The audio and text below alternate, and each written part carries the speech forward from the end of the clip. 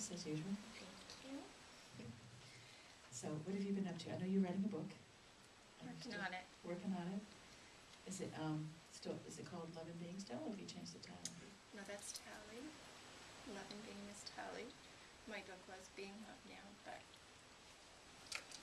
I think that title's changing. Too. We don't know yet. Well, I do, but Oh, okay. yeah. Great. I don't want that, but on the internet. And just enjoying an amazing phase of my life.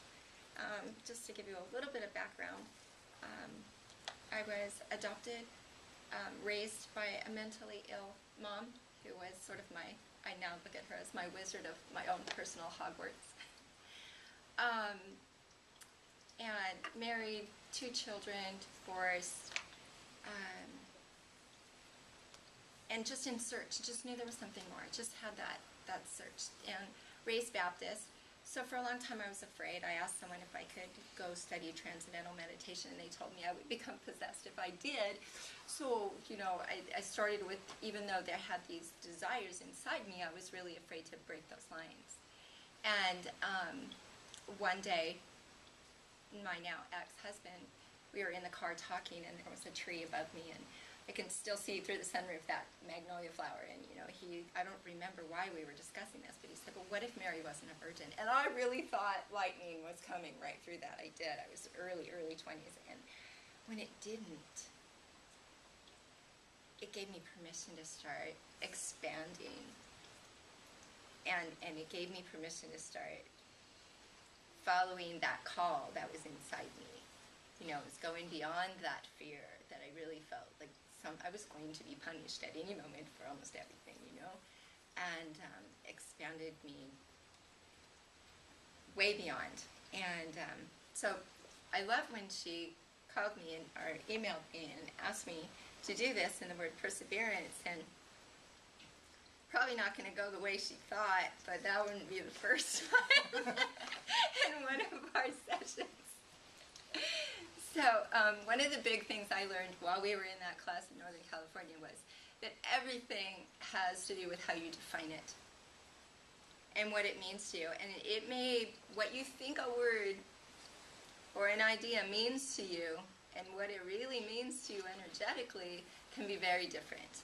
I took a 100-question test once on true or false. I believe this, I believe that, I believe this.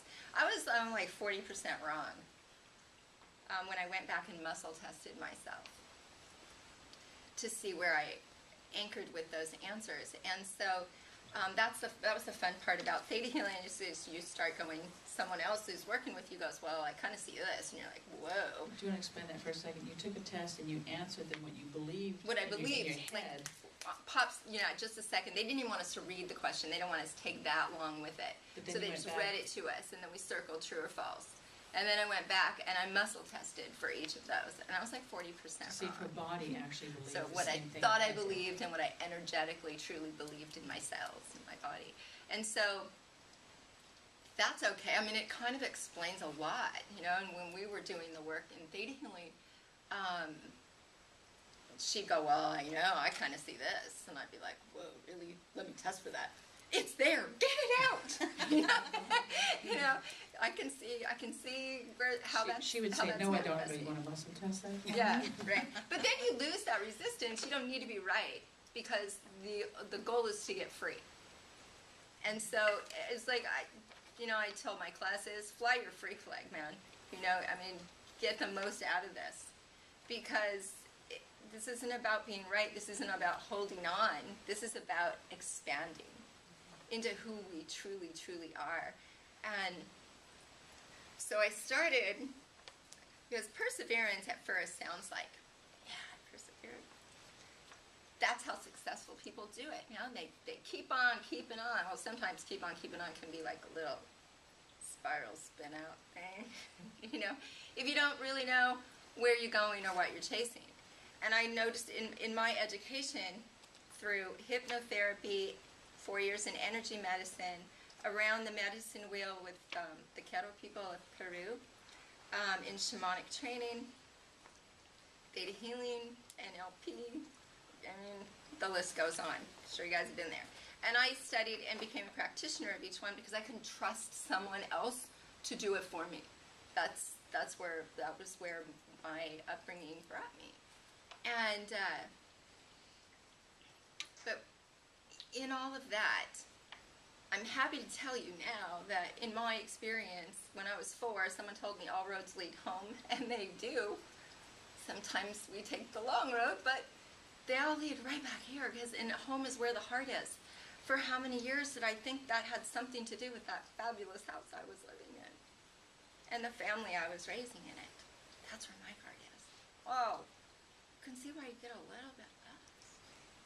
So I started to start at the beginning and look at these words that we've given power to, because words are tools, and see if this is a tool that was really working. So I looked up persevere. To continue in a course of action even in the face of difficulty or with little or no indication of success. Synonym was persist, so I looked up persist. To continue firmly or obstinately in an opinion or a course of action in spite of difficulty, opposition, or failure. I mean, at one time that would have made sense until it didn't. To continue to exist and be prolonged. Does that feel good to anyone? You know, but that's probably were we to muzzle test where we're entrained with these words. I went to perseverance. Steadfastness in doing something despite difficulty or delay in achieving success. And then deep down, as I kept going, I found this. Continuance in a state of grace, leading finally to a state of glory. Ha! Sign me up. But is that what I energetically vibed with on the word perseverance? No. It meant to overcome the difficulties and stay in there. Well, there's another way. There is another way. And so our words count. There's a beautiful quote that I keep in my computer quotes. It says, watch your thoughts, they become words. Watch your words, they become actions. Watch your actions, they become habits. Watch your habits, they become character. Watch your character, it becomes your destiny. So your thoughts become your words, which ultimately become your destiny. So if these are the tools of our destiny, then maybe we could use a little bit of a different toolbox. Just because we're not really aware, we just use them. It's amazing the way that we speak, and we don't really understand what we're speaking about. So, Dr. Masaru Emoto, his work proved this. You know, when he put a word next to water and it formed different crystals, right? But what a word means to everyone individually. This is all our own paths. We all have our own roads. They will all lead us home. But you have an individual path. So that Buddha quote, and I'm going to blow this, but don't believe anything I tell you. Don't believe anything anyone tells you unless it makes sense to it feels good to your own common sense.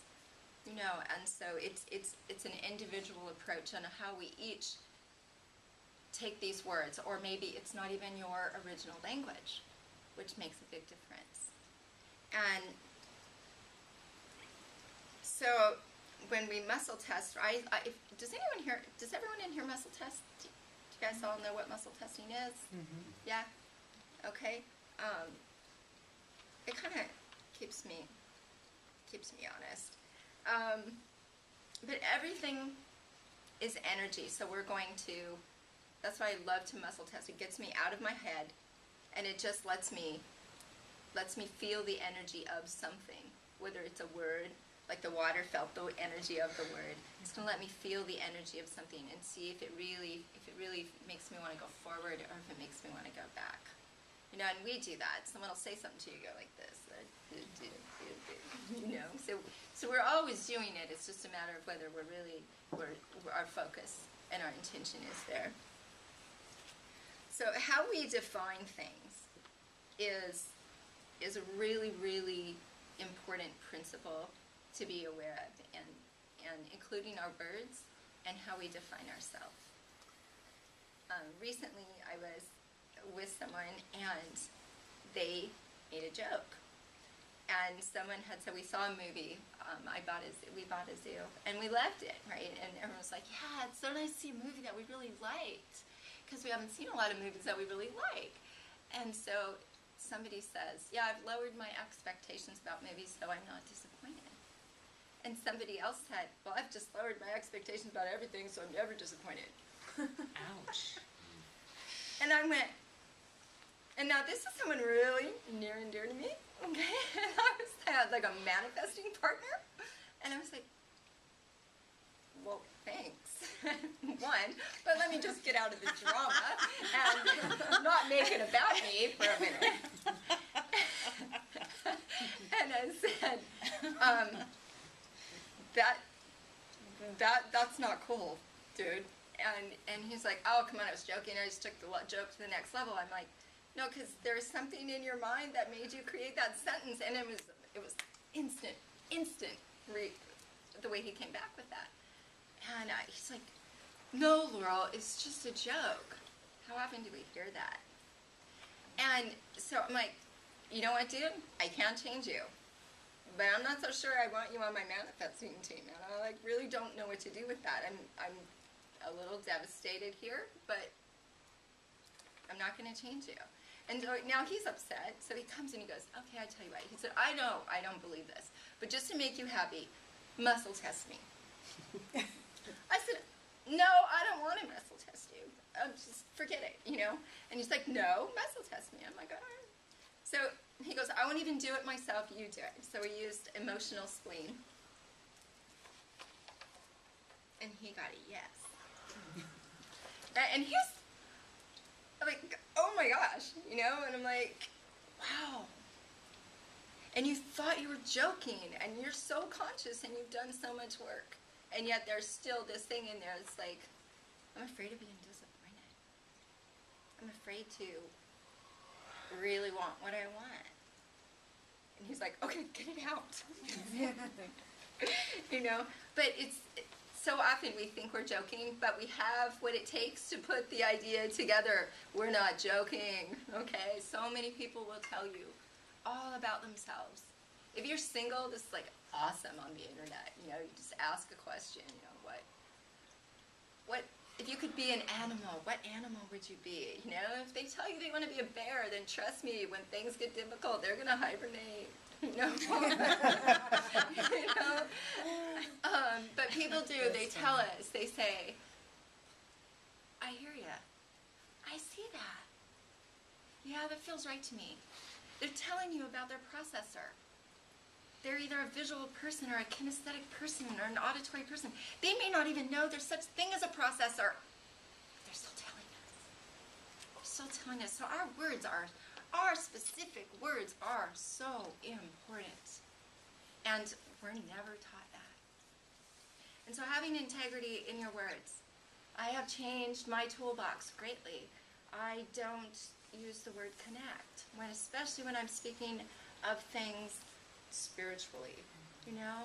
I'm going to connect to Creator. I'm going to connect to my higher self. And your brain automatically goes, then obviously there's a disconnect. And that's not true. Download from where? Separate.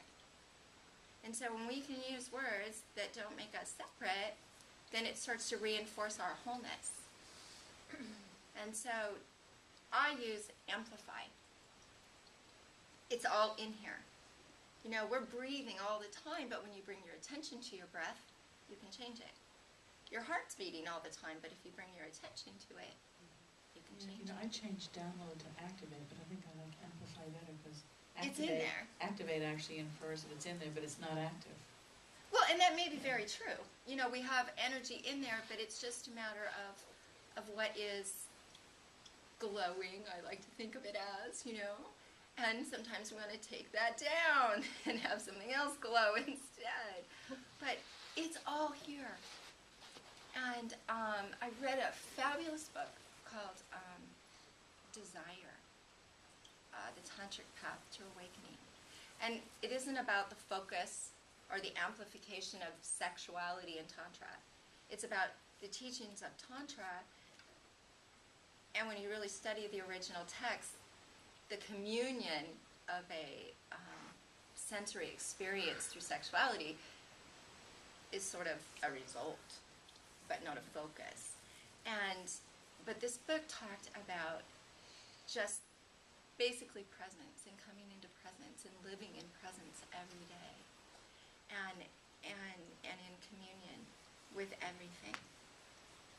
And so we're all acknowledging constantly that we're a part of everything. And so when we hear Ho'oponopono, and it's like, what is it in me that allowed me to see that? What's amplified, what's up with me, what's in there that's up with me, that's allowing that to trigger me? And maybe I want to change my amplifications, but there's nothing to be taken away. There's nothing bad within us. It seems like somehow we all end up with a message that there's this deep, dark secret about us, that if it becomes uncovered or seen by ourselves or others, will become wholly unlovable. And it's so not true. So not true. We're amazing. We're amazing, magnificent beings, and I loved what you did in the meditation of just expanding that energy deep into the earth and out and everywhere, and just knowing that we really can do that. And so to look in the mirror and just say, I am a divine being, and see if you can go forward, and just amplify that all the time. I am, because you have the consciousness, the free will to change your program. Okay, so if you don't believe it, then I take it a step further than finding something that my ego finds comfort. I go, I'm going to create a piece in my puzzle piece. In me as a puzzle piece. I'm going to create an opening. So I'm going to believe as if right now. Because if I believe as if right now, it creates that opening. And what does the universe do when it sees an opening? It fills it. So we want to create that opening, even if it makes you a little uncomfortable. And then we're back to persevere, huh? All right, so. What was the final, this one you had on there about grace? I like that part. Because that's what I think about perseverance. I come back to that. And so I just felt like there were 5 of all of the things that I've learned. There were 5 key elements to continuing in a state of grace, leading to a state of glory. Because we can spin our wheels. Anybody in here done that besides me? Just a little. Yes, yeah, right? Okay, and so what I felt like was really important was to define the goal. What is that desire? And where is it coming on? What is between me and that? When I visualize that, am I the same as the me in that vision? Am I different from me in that vision? And if you are, why? Clear that up. Create the program for yourself. Deliberate consciousness. And undefine yourself. Number 3. When I started getting into how I define things, I started looking at myself. And because we hit these beliefs how many times? My mother issue. Why is it still coming up? And so I put together a program, and I teach workshops on going into our wholeness through losing our self-definition, for letting that go. So maybe take some time and see how many things you test I am. I am an ex-wife. I am a woman. I am, oh, this is good, my mother's daughter, my mother's son. I am a woman of my lineage. I am. And whenever you have a rule, whenever you have a self-identification, your subconscious runs around and it puts together the rules that you have to follow in order to be comfortable being who you are. And so it's different. I have different rules for being my mother's daughter than Danielle has for being her mother's daughter. But you try and be your mother's daughter not following those rules, You know, and so these rules that we have for all of these titles that we're holding on to, because for a long time we think this makes us more substantial in the world. I am a PhD. I am a doctor. I am a mom. I am. I mean, but it really, we're just getting more and more rules to follow, and our subconscious is putting them all together, and it's weaving this gorgeous matrix all around us called your comfort zone. And the older we get, we keep taking on these titles, and our comfort zone gets a few more rules.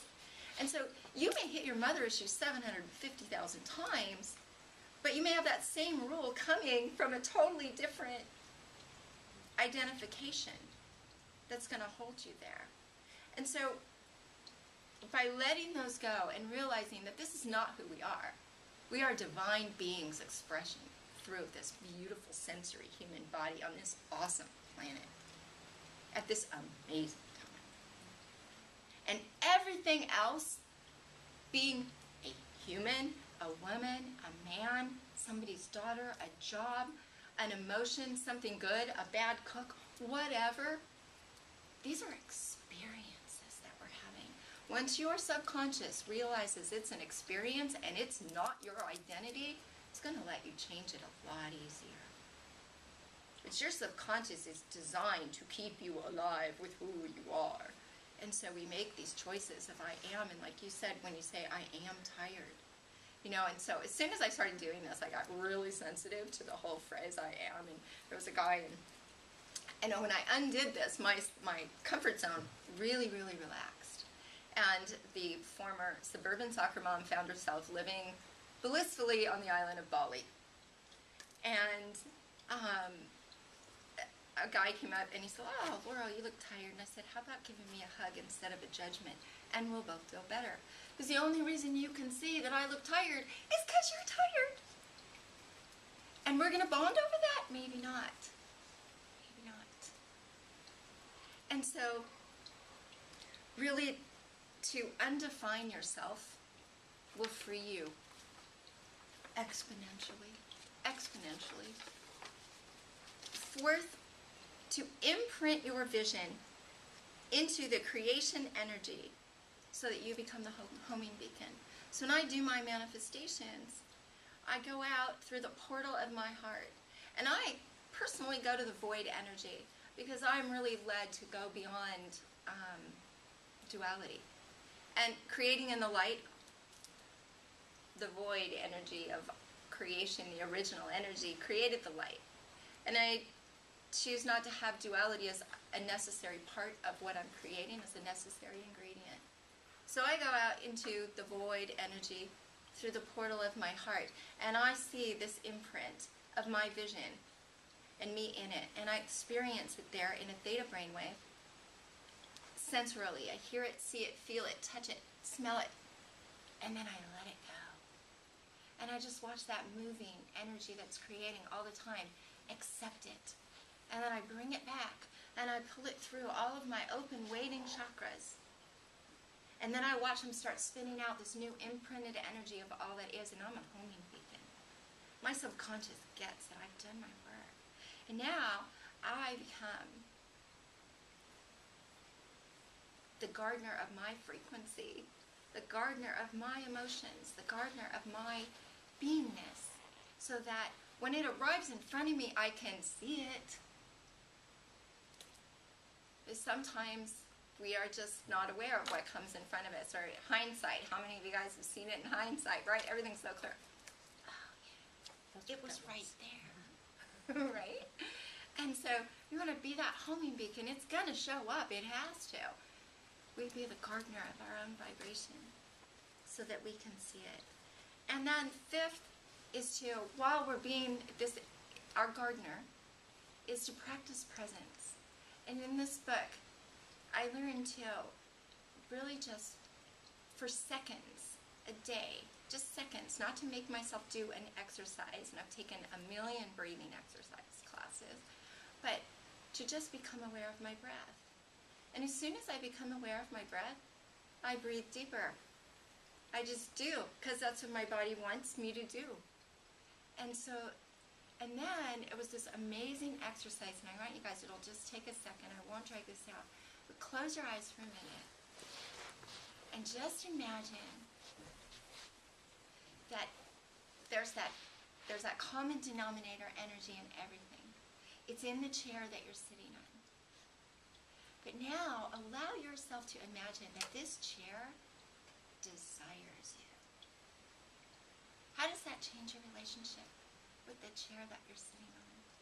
Desires you in a pure and innocence of creation, in that creation energy desire. And the air that you breathe desires you. It's so thrilled to come into your body and oxygenate all of your cells. Imagine for a minute a glass of water and that infinite creation energy that's in it and is also in you. And this water desires you. The glass you're holding desires you. Do you hold it differently? And that water's so excited, and it comes in, and it just desires to fill into your body and just hydrate all of your cells and work with you. And you can see that circle of life as you continue to, you might sweat it out in doing something or whatever, but the water is in joy. And it desires you. And you're accepting that desire, honoring it. Okay, come on back. But that made such a difference for me. And it talked about that inner tremor in the book. And you're touching the steering wheel of your car and it desires you. That was such a new experience for me. And that brings me into presence. And so when I breathe and I touch, I'm in love. And if we breathe and we touch ourselves, we're in love. We touch another, we're in love by being in presence. And so, possibly, for that experience of continuing in a state of grace until a moment of glory, till that vision appears in front of us as a homing beacon and we experience it in form. Continue, maybe we call it endeavor. But pick a word that works for you, or you can do the work in a theta brainwave to change how you believe, what your definition of persevere or perseverance is. But to take things just at face value doesn't always work for us. So just to be really true to yourself and bring it into yourself no matter what it is. And so I honor the place in you in which the entire universe dwells. And I honor the place in you which is of love, of truth, of light, and of peace. And when you are in that place, and I am in that place, we are one. Namaste. Namaste. Thank you. That was lovely. And would you just repeat that final definition that you came up with on perseverance and how being in a state of grace for glory? It is a continuance in a state of grace leading finally to a state of